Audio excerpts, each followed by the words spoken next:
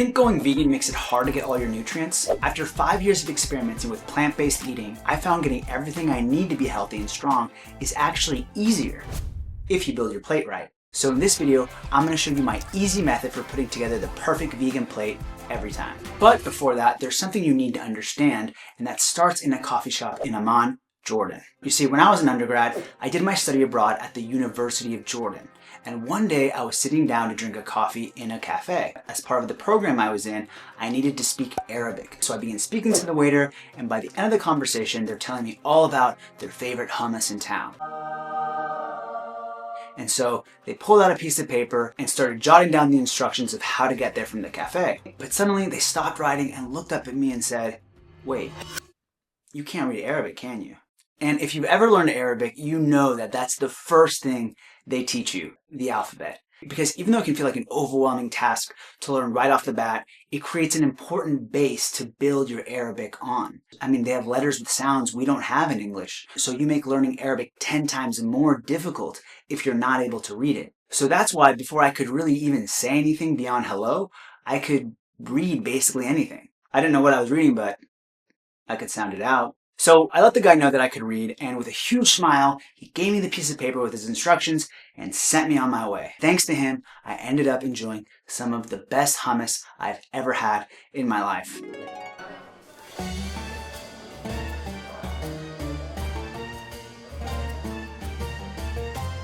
Wow, that's very good. Or at least, I wish that's what happened. I could read Arabic, but couldn't read his handwriting. But anyways, this is exactly the same as building a vegan plate. There are some basic things you need to learn at first that might put you out of your comfort zone, but you'll be thankful you did because it makes the rest of plant-based eating so much easier. So what are those first steps? It's understanding the building blocks of foods. Let me show you what they are and correct some of the misconceptions around them. So these building blocks are called macronutrients. And the first one I'm going to cover are called carbohydrates. So these get vilified all the time, but in reality, they're our body's main energy source. And the type of carb you eat is much more important than how many of them you're eating. Get them from whole grains like oats, whole wheat bread, and quinoa, you're in the clear. Get them from cookies and cakes, not so much. Next is fats. Fats also get a bad name, but they're just a natural part of food and vital for many different bodily functions. For example, fat helps you absorb certain other nutrients and helps you feel full. People eating diets super low in fat have even reported losing their periods, so yeah, don't want that. And as long as you're getting fats from whole food sources, they'll bring you a ton of health benefits. Finally, protein. Everyone knows this one. Protein is for building and supporting muscle along with other bodily functions. Contrary to popular belief, protein is not really great for energy. As a matter of fact, in the morning before a long bike ride, I notice I get more tired if I have a high protein breakfast rather than a breakfast high in complex carbs, like oatmeal. Hello. I'm from the world where I did find the hummus, and in this world, my camera didn't go out of focus for the next 2 minutes, so we're picking up the video from here. So there's nothing inherently wrong with any of the macronutrients. They're all important aspects of a balanced diet. As a matter of fact, I'd say they're only unhealthy when they're being consumed in processed forms.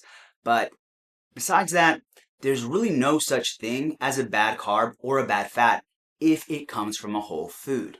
On the contrary, it'll be good for you. Now, you may not know this, but the way you think about carbs, fat, and protein works a bit differently in plant foods versus in animal foods. I'll show you what I mean.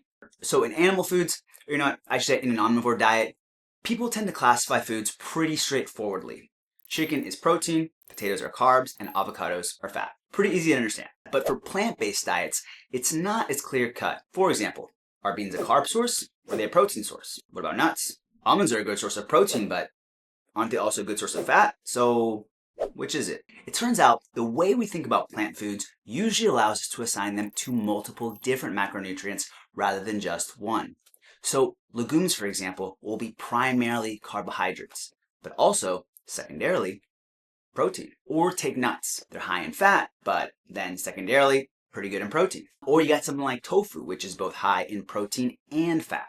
So when someone asks vegans where they get their protein from, there isn't really a straightforward answer or direct translation from an omnivore diet. Kind of like with the letters in Arabic to English. You get protein from a lot of different sources on your plate. Now, you might look at the amount of calories that come from protein in beans versus chicken, for example, and notice that beans seem kind of low in comparison. So can you really consider them a protein? So to meet daily protein requirements, you only need about 10% of your calories to come from protein. So anything above 10% would be above average. And the more you look into it, the more you realize lots of plant foods are above 10%. So you might think, oh, well, that high protein percentage of chicken must be for athletes then. But even for athletes, you really only need about 15 to 18% of your calories to come from protein in most cases. In other words, 69% protein from chicken is absolute overkill. Literally. Now, if you're about to throw your computer out the window because the numbers are overwhelming, don't worry. I'm just explaining the theory, but the execution will be simple and you won't have to worry about the numbers at all. And for that, I'll hand it off to the version of myself who, unfortunately, is still dreaming about that hummus. Miskeen. And so I'm going to go through the 3 macronutrients and show you which foods correspond with them so you can use that information to build the perfect vegan plate. So starting with fat sources, those are going to be nuts and seeds, nut and seed butters, avocado, and soy. Now for carbs, we have legumes, potatoes, whole grains, and fruits. And for protein, we have soy, legumes, seitan, nuts, seeds, and whole grains. Another easy way to think about it is to think of the 4 main vegan food groups and what macronutrients they have. So nuts and seeds are primarily fat, secondarily protein. Legumes are primarily carbs, secondarily protein.